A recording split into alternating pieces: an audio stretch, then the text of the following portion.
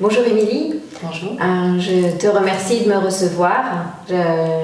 J'avais plein de choses et plein de questions à te poser par rapport à mon projet. Et voilà, donc je suis contente de te voir aujourd'hui. Donc tu me connais un peu. Donc voilà, je suis thérapeute depuis de nombreuses années, sophrologue aussi. Et par le biais de la sophrologie, j'ai rencontré beaucoup d'enfants en difficulté scolaire. Et ça m'a posé beaucoup de questions par rapport à l'éducation, d'autant plus que j'ai un petit-fils qui aussi m'interpelle sur l'éducation scolaire. J'ai eu la chance de faire partie d'un projet l'année dernière en Loire-Atlantique, dans une école où il y a eu le démarrage d'une école alternative. Je suis aujourd'hui dans les Landes et j'ai vraiment ce projet qui me tient à cœur de créer mon école alternative. Je sais que beaucoup de parents aimeraient créer leur propre école. C'est un vrai grand parcours, parcours initiatique aussi certainement, comme tu me disais tout à l'heure. Et voilà, j'aimerais que tu m'expliques, que tu me racontes au fur et à mesure de notre échange, comment tu as créé ce superbe projet. Alors merci pour cette opportunité. Bienvenue à Biotsa. Donc Biotsa, c'est une petite école qui a ouvert il y a maintenant plus de 9 ans. En plein cœur du Pays Basque, dans un village rural, village de là où j'habite et village de mes ancêtres aussi. Et on a réouvert cette petite école, ce lieu là où on est, grâce aussi à la mairie qui nous a laissé ce lieu avec un très petit loyer et qui d'ailleurs, je remercie profondément parce que depuis 9 ans, ne nous ont pas augmenté le loyer. C'est beau ça. Et qui nous ont permis de vraiment lancer cette initiative malgré le côté insolite de cette proposition dans un lieu où l'école classique est bien accueillie. Donc, parce que ça reste des écoles de village, donc c'était pas forcément à remettre en cause. D'accord, bien sûr. Nous, on est partis différemment puisque l'école, on l'a pas souhaité, cette école. D'accord.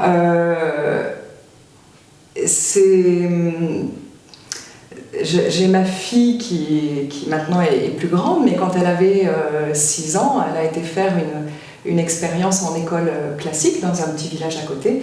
Et elle a trouvé ça super et à la fois elle est revenue, elle me dit, au bout de quelques jours, elle me dit « Maman, les enfants, ils sont pas libres. La maîtresse est très gentille, mais elle n'est pas disponible. » Donc on faisait l'école à la maison avant. Et puis elle a laissé macérer 6 mois de plus en école à la maison, donc on avait reçu les inspections, etc. Et puis au bout de 6-7 mois, elle me dit bon, je vais te la dessiner, on va faire une école parce que il faut faire une école où les enfants soient libres. Oh, c'est beau. Donc ça. elle m'a dessiné un grand dessin que j'ai toujours à la maison, dans laquelle il y avait l'école telle qu'elle la concevait. Je ne saurais même pas dire c'est l'école de ses rêves, c'est telle qu'elle la voyait. Et donc j'ai pris le dessin, et puis je lui ai mis une légende, je lui ai dit écoute, pourquoi pas, nous voulons ça, pas trop loin de chez nous, avec un enseignant ou une enseignante qui n'a pas besoin de beaucoup d'argent pour démarrer, quelques familles avec un peu de conscience, voilà, donc on a essayé de faire un peu les choses comme ça. Et 1 mois et demi après, on avait le lieu, l'enseignante, 4 familles et l'accord de la mairie. Cadeau. Hein. Donc voilà, c'est comme ça que ça s'est passé. Et je crois que mon bénévolat en tant que directrice aujourd'hui, depuis le début, il est lié à ça. C'est le fait de prendre soin de ce qui nous a été remis dans les mains. D'accord. De ce qui nous est offert. Moi j'ai une profession à côté aussi, et puis je m'occupe de ce beau projet en tant que gardienne, puisque nous sommes une équipe aujourd'hui de 10 enseignants. Waouh, quand même. Il y a la maternelle, l'élémentaire et le collège qui a ouvert il y a 1 an. D'accord. Donc c'est vraiment des beaux aboutissements et on est très heureux en fait d'avoir assuré aussi cette continuité, de s'être lancé dans l'aventure et de voir la beauté du processus. Alors, tu as eu de la chance au niveau de la mairie que ça se passe aussi bien, parce que le lieu, c'est toujours quelque chose d'extrêmement difficile à trouver. Moi, c'est mon cas où je suis, voilà, j'ai rencontré le maire de mon village de Magesque qui est vraiment un monsieur adorable, mais il n'y a pas de lieu disponible, donc je vais continuer mes recherches. Mais alors toi, une fois que tu as eu le lieu et la mairie, il y a des accords académiques à demander, il y a des choses, comment ça s'est passé? Alors, c'est vrai que ça remonte il y a 9 ans, donc oui, mais je me rappellerai pas de tous les détails, mais ce que je me rappelle que le plus important, c'est, tu sais, à chaque étape, on y a été à la découverte complète. C'est-à-dire qu'on n'avait pas... c'est parti du dessin de ma fille, et ça aurait pu partir d'un dessin d'un autre enfant, mais c'est parti de cette pureté, de tout est possible. Et en fait, nous, on a appris complètement sur le tas, étape par étape. Pour te dire, je me rappelle d'une anecdote qui était assez drôle, c'est on était réunis, on était 5-6 réunis autour d'une table chez moi, et puis on avait tous des missions dans la semaine à se renseigner. Tiens, qui se renseigne sur ça, sur ça? Il y a un site internet qui à l'époque nous avait beaucoup aidé, qui s'appelait Créer son école. Je crois qu'il doit exister toujours, mais en tout cas, c'était vraiment ce site qui nous mettait toutes les démarches à suivre. Donc nous, on suivait ça fidèlement. Et donc, il y en avait une qui était chargée de se renseigner comment le statut du directeur ou de la directrice d'établissement.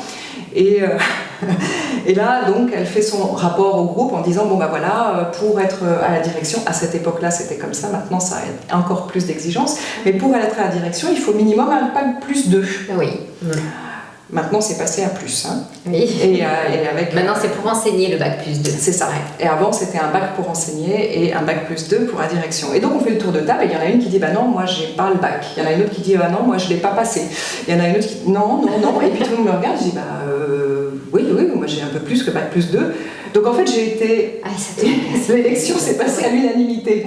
C'est-à-dire que je n'avais pas projeté ça. Moi, je voulais que ça se mette juste en matière. Et voilà, ça s'est fait comme ça. Donc toutes les étapes ont été comme ça petit à petit, monter la structure associative, ouvrir un compte bancaire, demander les premiers papiers. Quand j'ai appelé l'éducation nationale, ils m'ont dit, madame, vous ouvrez quand l'école? C'était au mois de février ou mars? Je dis, c'est pour septembre. Elle me dit, non, c'est pas possible. Elle me dit, en 6 mois, madame, on n'ouvre pas une école. Et puis alors moi, dans toute ma naïveté, mais je lui dis, si, c'est dessiné sur le papier, on l'a dessiné, elle ouvre en septembre. Donc pour moi c'était très clair, que je ne sais pas comment ça allait se passer, mais que c'était déjà, vu tout ce qui s'était passé, que c'était évident qu'elle ouvrait en septembre. Et en effet, elle a bien ouvert en septembre, tout s'est poussé, et tout s'est fait fluidement, et on a pu faire. Donc voilà, ça c'était vraiment le point de départ, et je crois que c'est ça qui... Biotsa, tu sais, ça veut dire le cœur en langue basque, et... voilà, on est parti de là. D'accord. C'est un beau challenge qui s'est fait vraiment, c'était le chemin évident. Alors au niveau des bénévoles au départ ou des instituteurs rémunérés, comment ça se passait? Parce qu'on n'a pas d'aide. Quand on démarre, il n'y a pas d'aide de l'académie, de la mairie peut-être très peu, un petit peu. Financièrement, les salaires, comment ça se passait? Alors nous, on n'a jamais eu d'aide de la mairie, d'aide financière. Par contre, on a quand même une belle aide de leur part. La première chose, c'est qu'ils nous laissent exister et qui sont confiants par rapport à ce qu'on fait. Aujourd'hui, c'était pas évident au départ parce que pour eux, ils se disaient, mais tous ces enfants, comment ils vont grandir, comment ça va se passer, est-ce qu'ils vont réussir à se réintégrer? Et puis maintenant, vu qu'il y a l'expérience, il y a tout ça, du coup, je crois que ça s'est apaisé à ce niveau-là. C'était pas tant sur nous, les personnes, c'est sur dire, est-ce que vraiment vous n'allez pas les mettre en déséquilibre par rapport à tout un autre système quand ils vont réintégrer des collèges classiques, etc. Il y avait combien d'enfants au départ? On a démarré avec 6. 6 enfants, Et en fait, une autre magie qui est survenue, c'est que celle de l'État, puisque on a eu le droit à un contrat emploi aidé pour notre première enseignante. D'accord. Et donc ce contrat emploi aidé, ça a été une bénédiction qui nous a permis à nous de pouvoir financer qu'une petite partie. Donc ça existe, en ce moment c'est un petit peu plus restreint, ça dépend, il y a des va-et-vient, il y a des brèches, il y a des ouvertures. Donc ça a été une belle expérience et je tiens à dire qu'au-delà de ce contrat emploi aidé pour démarrer, en 9 ans, on a toujours été solvable, on n'a jamais été dans le rouge et on a toujours fait avec ce qu'on avait. Parfois, en effet, peut-être qu'on ne rémunère pas les enseignants, on suit, on est quand même, on a des contrats légaux et qui correspondent à la catégorie professionnelle dans laquelle on est, mais Mais voilà, on ne peut peut-être pas rémunérer à la hauteur de ce que pourtant ces êtres dégagent, parce que prendre soin des enfants, pour moi, ça devrait avoir des rémunérations les plus hautes qu'ils soient. C'est prendre soin des graines. Ouais. Mais voilà, on a toujours fait avec ce qu'on a pu et s'organiser comme on pouvait. Et la part de bénévolat des parents, alors elle va être, nous, ici en primaire, ça va être de soutenir le ménage. Les enfants font une grande partie, mais nous, après, on repasse les lieux de désinfection, par exemple les toilettes, s'il faut nettoyer le sol un peu plus en profondeur, faire la poussière. Enfin voilà, on repasse, nous, les parents, tous les jours. On a des roulements. Ouais. Ensuite, les parents, s'ils ont envie de s'impliquer un peu plus, ils peuvent organiser des événements, des choses comme ça, il n'y a pas de souci. Et sinon, on leur demande aussi de venir participer à 1 ou 2 sorties dans l'année. D'accord. Voilà. Ouais. Le reste, ceux qui veulent passer avec un bénévolat plus élevé, ils rentrent dans le bureau de l'association où nous sommes 3. Voilà, donc ça aussi, c'est des possibilités pour ceux qui ont... oui, je crois que c'est quelque chose qui les appelle à agir plus et à aider vraiment à cette structure qu'elle soit possible. Et donc au bureau, on est toutes, là on est 3 femmes, mais on est toutes bénévoles. D'accord. La trésorière, la secrétaire de coordination et puis moi qui suis aussi la présidente de l'association. Je suis la directrice et la présidente sur conseil de l'éducation nationale qui nous ont dit que dans ces statuts associatifs, en fait, c'est difficile des fois de se diriger à une casquette ou à l'autre et que pour eux, c'était bien plus facile administrativement que ça soit juste une seule personne à qui se diriger. Donc voilà, en fait, ça a été accueilli comme ça. Maintenant, j'ai quand même un poste au niveau associatif qui peut être renouvelé. Voilà, c'est pas obligatoire, mais c'est plus facile pour eux. Voilà. Alors là, ton école, elle a 9 ans et demi. Donc vous êtes à combien d'élèves maintenant? Alors en maternelle et élémentaire, on a 16 élèves, sachant qu'on a une capacité de maximum 20 pour l'espace qu'on a. D'accord. Donc on fait des sélections aussi, on ne prend pas tout le monde. On a compris qu'il y avait une grande problématique qu'on n'avait pas au départ.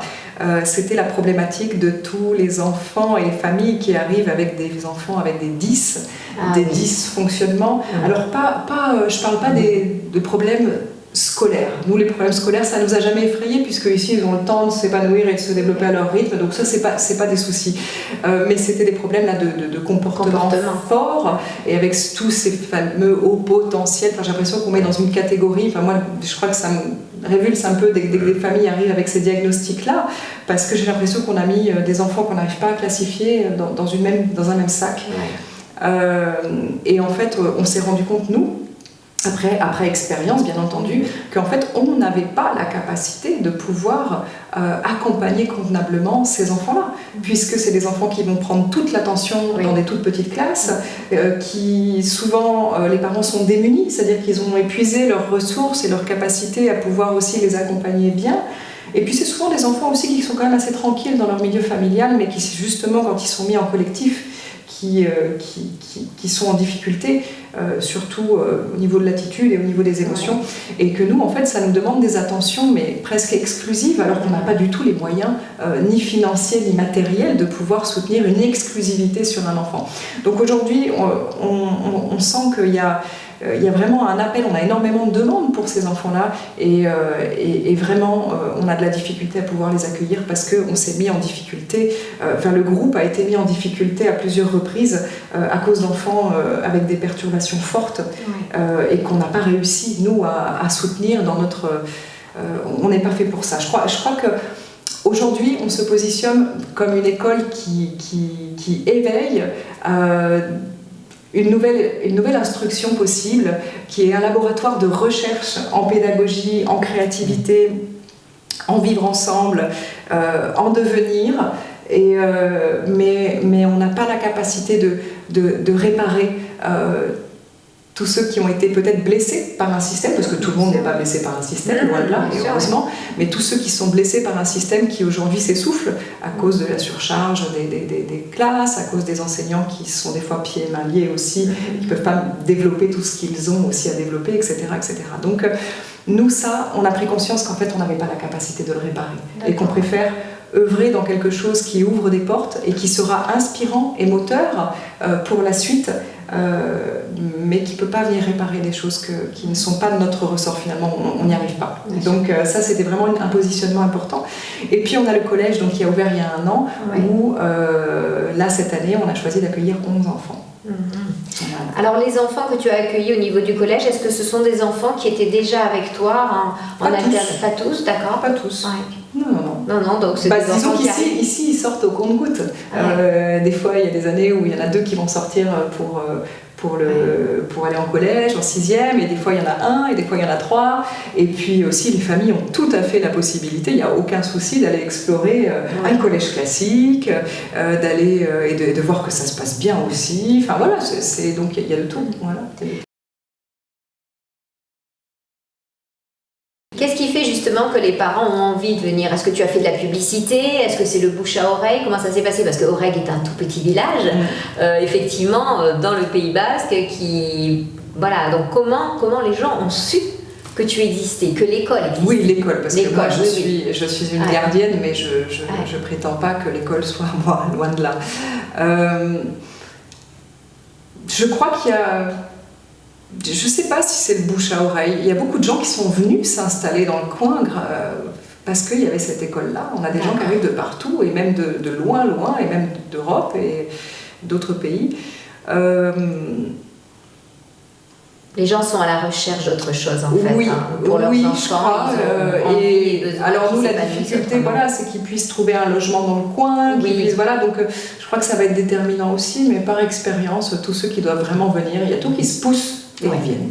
Il y a tout qui se met en place et on laisse faire ça. Je crois que c'est la plus belle sélection. En ce qui concerne les enfants qui sont ici, par exemple, disons en primaire, est-ce que tu sais comment ça se passe lorsqu'ils veulent sortir et repartir dans une école classique? Est-ce que tu as eu un suivi, des échos de comment ça se passe, de façon à ce que les parents soient rassurés ou entendent un petit peu, voilà, l'enfant est venu parce qu'il y avait besoin d'un apprentissage différent, et puis après, envie de retourner dans un schéma plus classique. Est-ce que tu as l'écho de comment ça se passe le après? Alors, le après tel que tu le parles, c'est souvent une volonté des parents ou d'un des parents qui a cette envie-là. Pour nous, c'est bien accueilli, en fait. Il n'y a pas de... On dit toujours, c'est déjà ça de prix. Et comme je dis souvent aux enfants, je dis toutes ces graines, en fait, elles sont semées en vous. Ces graines du vivre ensemble, ces graines d'apprendre qui tu es pour pouvoir apprendre avec les autres, ces graines fortifier tout ce qui est bon en toi et là où sont tes vertus, et puis continuer à améliorer ou à cheminer là où on doit s'améliorer. Et je crois que c'est ça de prix. Je crois que les enfants, ils savent que du coup, ça existe. Je crois qu'il y a une forme d'espoir qui se développe, et ça, c'est ce que je ressens dans les plus grands, parce que tu imagines, en 9 ans, maintenant, il y en a qui sont au lycée et tout ça.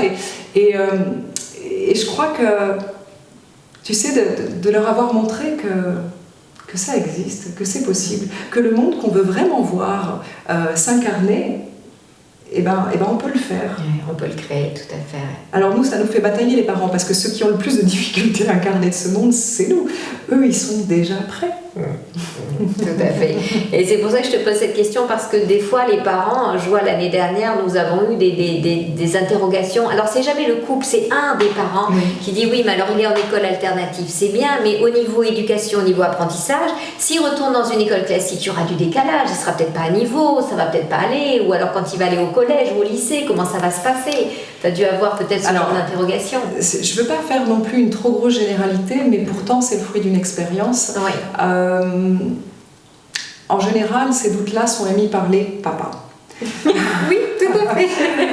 Alors, en plongeant à l'intérieur du processus, je me suis rendu compte que les mamans avaient souvent un regard plus intuitif sur leurs enfants, et puis une perception très émotionnelle aussi de leur enfance et de leur volonté qu'ils soient dans un espace bienveillant était déjà quelque chose, un socle de base. Tout à fait. Le papa est un gardien du cadre, du contour. Et aussi, c'est le gardien de comment tu vas aller t'immiscer à l'extérieur. La maman est comment tu te construis à l'intérieur. Donc, en ayant ces deux rôles-là, et qui sont tout à fait justes, et ben c'est sûr que le papa, il va souvent avoir beaucoup plus d'interrogations de « et ça, c'est appris, et ça, c'est su », il va être très concret. Oui. Et la maman qui va dire « non mais regarde, il est hyper épanoui, il est content ». Donc il faut trouver un équilibre, et c'est souvent quand il y a ce passage à la 6e, et maintenant que nous, on a l'opportunité de poursuivre dans ce cadre, c'est souvent le papa qui revient et qui dit « non, là, je crois que c'est déjà bien, hein, merci beaucoup hein, pour tout ce que vous avez fait, mais là, il faut qu'il aille dans un système classique. » Et à l'inverse, après, on a aussi bien sûr des familles et des papas qui sont complètement en accord aussi avec cette poursuite-là. Donc voilà, en ayant accueilli ça, c'est ça qu'on a observé. Je crois que besoin d'être rassuré et d'avoir confiance, et puis confiance aussi en nos enfants. Je crois que c'est ça. Tout à fait, oui. Et puis confiance en fait, on a appris tellement de choses ici qui ne se voient pas. On apprend des états d'être. On apprend, les émotions ne se voient pas, la parole ne se voit pas, les sentiments ne se voient pas, les sens ne se voient pas. Et nous, on part de là. Et on part de là pour venir après le mettre dans la matière, pour que tout ça puisse germer dans la matière, dans ce qu'ils vont faire dans leurs actes concrets. Donc, tant que ces choses-là ne sont pas bien mises en place, en fait, c'est très difficile de demander à un enfant d'être compétent mentalement sur quelque chose si lui, à l'intérieur de lui, il ne le vit pas. Tout à fait, que ce soit pas... Donc, du coup, ce processus-là est celui qui prend du temps à germer. Et il y a des enfants dans lesquels ça germe très vite, ça dépend aussi des éducations qu'ils ont eues et de l'enfance qu'ils ont eue. Et il y en a pour qui ça va prendre du temps. Donc, on essaye d'accompagner aussi les familles là-dedans en les rassurant, en disant que attention, c'est des graines.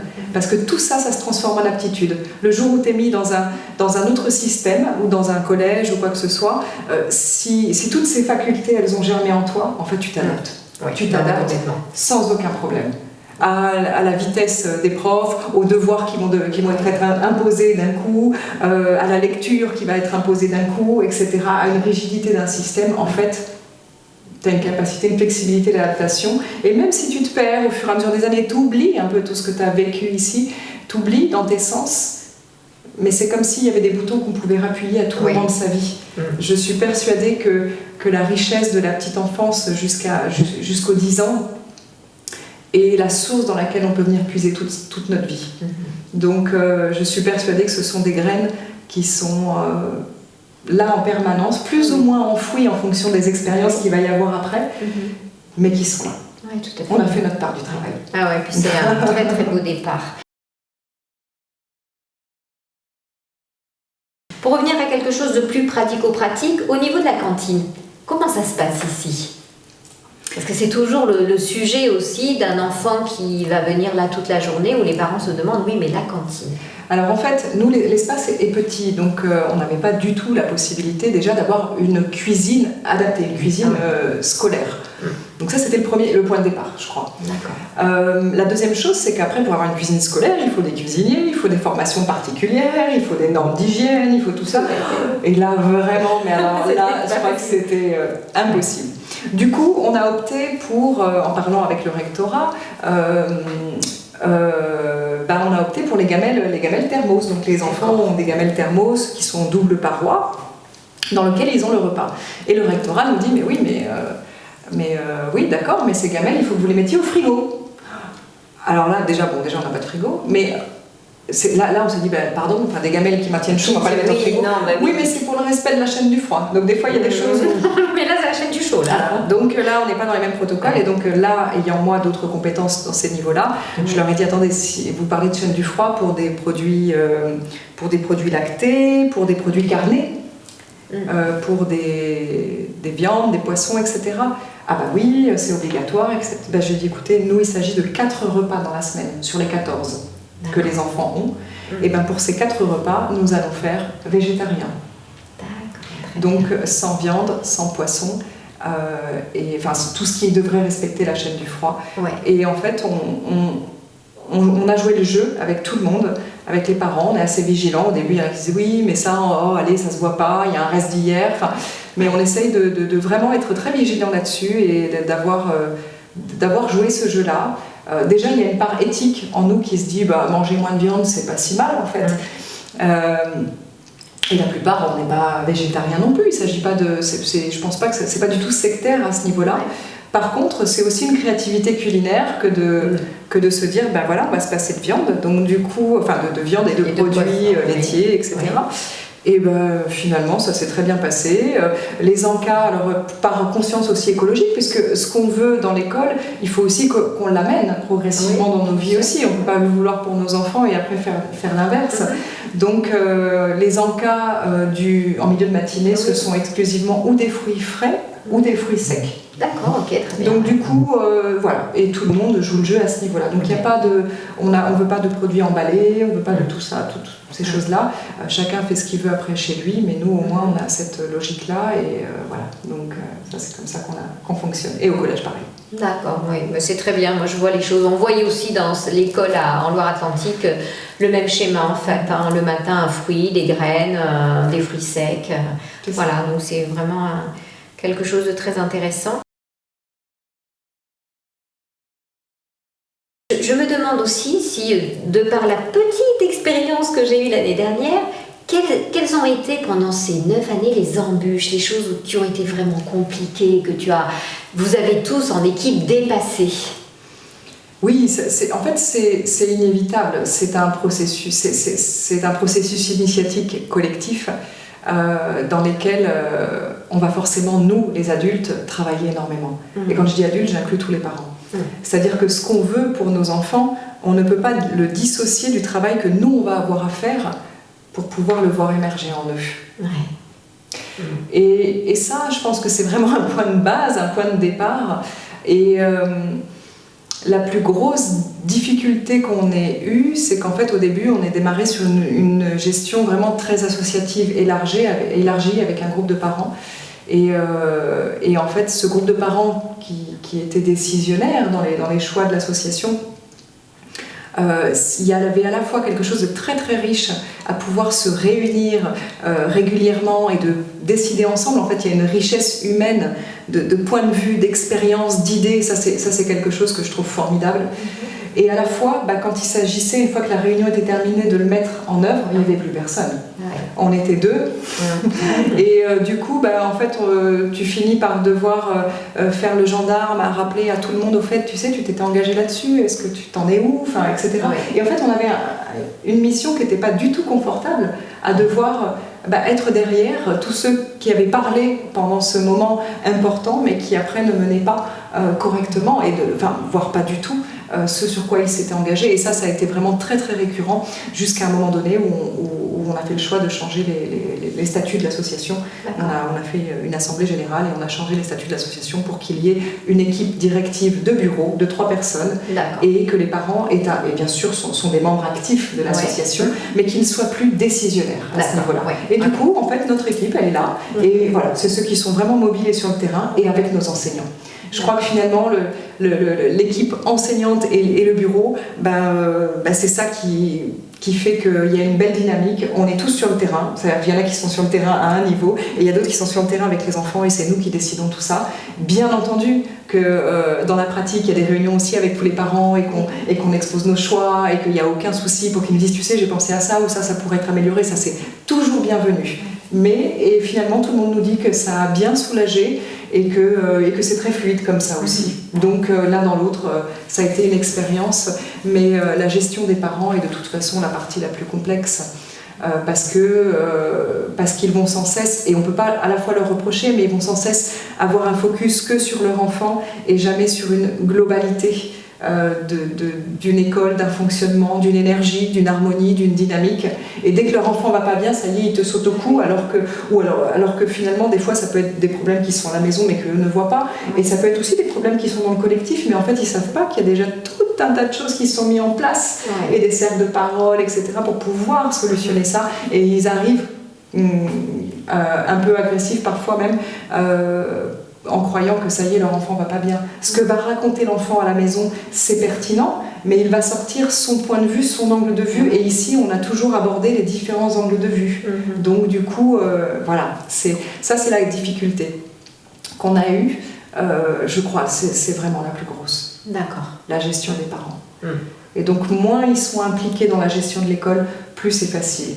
Et finalement, ils sont aussi contents parce que ceux qui ont envie de s'investir plus, en fait, nous, ils ont l'espace de le faire. Ils peuvent gérer, organiser des choses, etc. Mais du coup, on va les laisser sur des missions soit ponctuelles ou soit sur des événements extérieurs. Donc ça fait vivre l'école, ça fait vivre la vie associative, mais pas dans une gestion de ce qui est l'axe, tu sais, le tronc et les racines de ce que sont les fondements de l'école. Et là, c'est là où vraiment on a une vigilance aujourd'hui et que ça assainit beaucoup. Je voudrais revenir sur l'aspect financier parce que ça a été une des difficultés de l'école. Donc les parents tous les mois ont un financement, enfin ils payent une cotisation pour que l'école fonctionne. Qui était de l'ordre de 300 et quelques euros, je ne sais plus exactement, ce qui permettait la rémunération de la maîtresse principale directrice et puis de l'institutrice.